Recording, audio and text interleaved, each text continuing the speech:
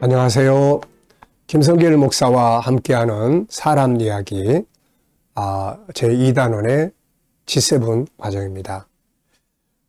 이 시간에는 전 시간에 이어서 제6-7 되겠습니다. 6-7 GTS 학습법에 대해서 말씀을 나누겠습니다. 자, 제가 이제 목회를 이제 40년, 올해 41년째입니다. 평생 목회를 하면서 마지막 작업으로 탄생한 게 바로 이 GTS 묵상집입니다.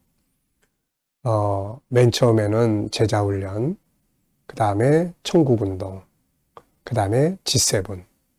그리고 나서 이것을 어떻게 하면은 현장에서 실용성 있게 살아보게 할까 해서 탄생한 게 GTS 묵상이에요. 그래서 이 GTS 묵상은 두 가지의 목적을 가지고 만들어졌습니다. 하나는 이제 그 역동성 있는 신앙생활, 매일매일 지속적인 말씀, 주님과의 소통을 통해서 영감을 얻고 은혜 받는 것. 그 다음에 또 하나는 이제 삶의 변화와 발전. 우리 아이들에게는 이제 학습 능력을 키워주는 거죠. 신앙생활과 학습 능력 키우기. 네. IQ, EQ, SQ를 키울 수 있도록 만들어 놨어요. 그래서 이거를 꾸준히 하는 아이들은 IQ, EQ, SQ가 성장을 하게 됩니다. 자, 그래서 이 목적을 이루기 위해서 이 안에 담아놓은 시스템이 5-7 플러스 2예요. 그래서 5는 바로 이 그림 분석입니다. 이 그림 분석. 전 시간에도 말씀드렸습니다만은 이 그림 분석하는 것 5가지. 요게 생각을 움직이게 하고 요게 공부하는 두뇌를 만드는 거예요. 그리고 난 다음에 이제 실질적으로 학습에 도움이 되는 것은 이제 바로 7가지 주제입니다. 월, 화, 수, 목, 금, 토, 일. 이 7일 동안의 7가지 주제. 첫 번째는 전체 기억하고 스토리텔링 하기. 전체 암송하는 거죠. 공부한 내용 말하는 거예요.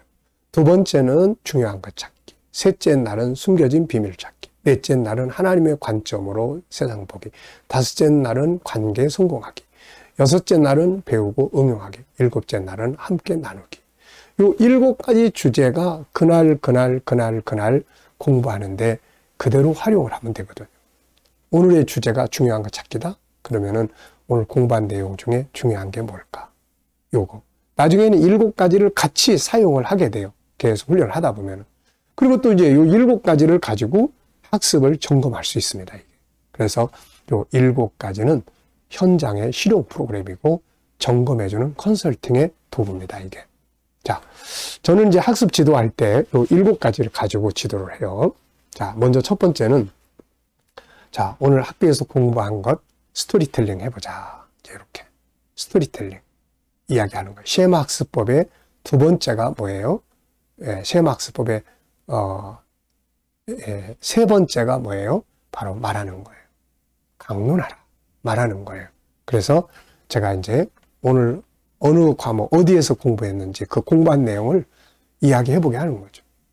아이들이 인형을 보고 이야기를 하든, 이제 제가 지도할 때 제 앞에 있을 때는 같이 오늘 어느 과목, 그리고 공부한 내용 뭐지? 그래서 요거를 이제 이야기를 하게 합니다. 이야기를 할 때 안 잊어버리거든요, 이게. 지난 시간에 말씀드린 것처럼 듣고만 온 아이는 5%가 남고 그걸 말하는 아이는 90%가 남는 거예요. 우리가 실제로 성경을 강의를 해보면 제가 성경을 읽고 기억하는 것보다는 강의하면 훨씬 더 많은 게 남아요. 이게. 그래서 요 첫 번째는 공부한 것 이야기해보게. 때로는 잘 기억이 안 나면 책 보고 그냥 설명하고 이야기해도 돼. 상관없어요. 집에서 우리 부모님들이 요것만 좀 해줘도 아이들의 학습 효과가 훨씬 좋아집니다. 두 번째는 이제 중요한 것 찾기예요. 책을 읽든 독서를 해도 중요한 것 찾기. 그 다음에 공부한 내용에서 중요한 것 찾기.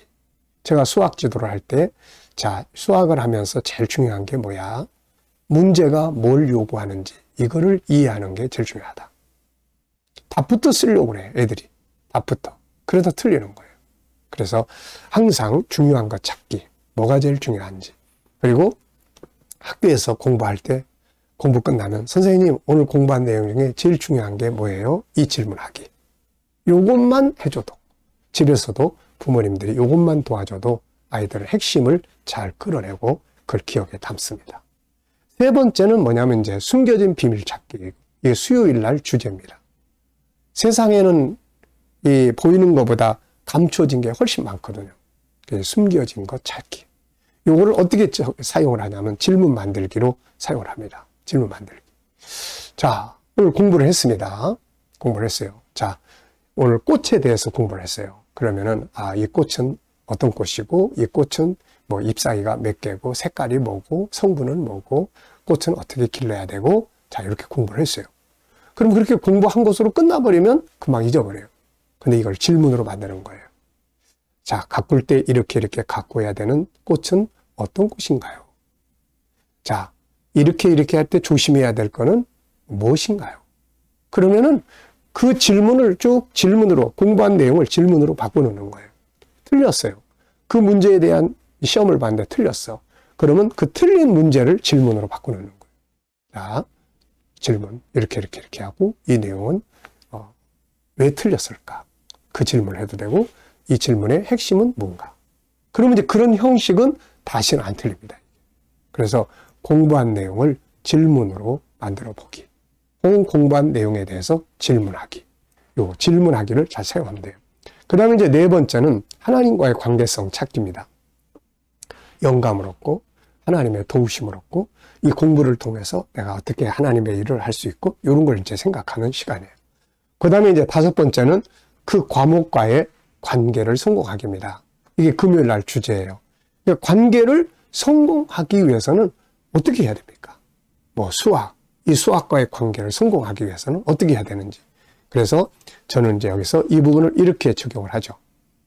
과목과의 성공을 하려면 우선은 이 과목에 대해서 보상이 잘 돼야 된다. 보상이 있으면은 그 과목을 빨리 하고 싶죠. 보상이 오니까. 그 다음에 또 하나는 이해되지 않는 부분 어디가 있는지, 이해되는 부분하고 이해 안 되는 부분을 빨리 찾아야 돼요. 그래서 이해 안 되는 부분을 이해할 수 있도록 도와주는 역할을 해야 합니다. 그 과외를 해도 그걸 해야 되거든요. 그 다음에는 얘가 제일 즐거워하는, 얘가 제일 재밌어하는, 이게 뭘 좋아하는지, 축구를 좋아하는지, 인형을 좋아하는지, 공룡을 좋아하는지, 그러면 수학을 공룡 놀이하는 것처럼 그 속에도 다 규칙이 있거든요. 그러니까 그런 거를 잘 응용해서 수학을 같이 나누면 애들이 재밌어 합니다. 왜냐하면 자기가 좋아하는 걸 가지고 하기 때문에. 이런 것들이 바로 학습에 성공하는 방법이에요, 이게. 그 다음에는 이제 응용하는 거예요. 여섯 번째가 바로 응용입니다. 이게 토요일 날 주제인데요. 배우고 응용하기예요. 그래서 제가 이제 이 GTS 할 때 항상, 자, 이 그림에서 수학 찾기, 이런 걸 합니다. 여기서 그림에서 수학 찾기. 이게요, 세상의 모든 것은 학문을 기반으로 만들어졌고, 우리가 배우는 학문은 세상을 만드는 기초 지식이거든요, 이게. 그러니까 공부를 책에서만 한다 그러면은 이게 너무 재미가 없어요. 그래서 어떤 분은 책상 앞에서 15분 이상 앉아있게 하지 마라, 이렇게 이야기를 하죠. 그럼 어디서 공부합니까? 자연 속에서 하고, 사물 속에서 하고, 내 주변에 있는 삶에서 하고. 그래서 제가 밥상에서 수학 공부하기, 또 옷장에서 수학 공부하기. 제가 이제 이런 이야기들을 많이 합니다. 그러니까 이렇게 내가 공부한 내용을 어디서 응용할 수 있냐. 우리가 길을 가도요, 이제 도로 위를 걷잖아요. 그 보도블록. 그게요, 가만 보면 전부 수학이에요, 다. 그 속에 똑같은 보도블록이 어느 간격으로 짝짝이 규칙이잖아요, 규칙. 또 크고 작은 것들, 부피라든지 이런 거 다 더하기, 빼기, 분수 전부 다 있거든요. 식당에 가서 피자 먹으면서 그냥 밥만 먹고 피자만 먹고 오면 안 되잖아요. 피자를 나눠서 분수를 공부하고 거기서 소수점을 공부하고 다 할 수 있거든요, 이게. 그래서 응용하고 적용하기, 이걸 하시면 되고요. 그 다음에 이제 마지막으로는 이제 또 응용된 현장 찾아보고, 마지막에는 이제 오늘 공부한 내용 중에서 누군가에게 이야기해주고 싶은 게 있다면 어떤 부분을 말할 수 있겠니? 그러면은 이제 완전해지게 되는 거죠, 이게. 그래서 GTS 학습법은 진짜 공부하는데 좋은 방법입니다. 우리 부모님들이 조금만 익숙해지셔가지고 집에서 아이들을 도와주면 아이들 학습 다 잘할 수가 있습니다. 자, 이 시간 말씀 여기서 마치겠습니다. 감사합니다.